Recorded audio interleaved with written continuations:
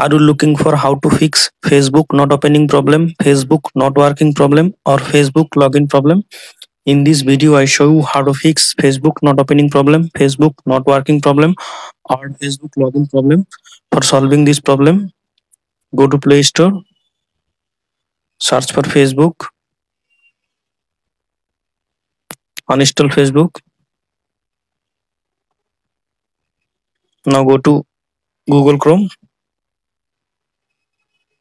search for Facebook older version.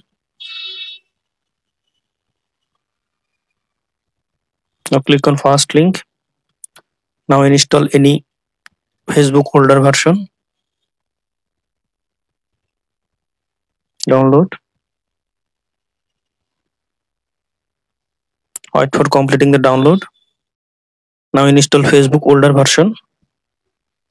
Install. Now open Facebook.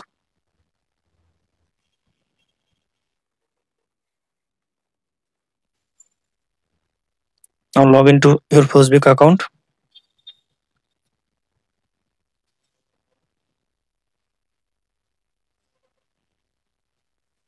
Now I hope that this method fix Facebook not opening problem, Facebook login problem, or Facebook not working problem.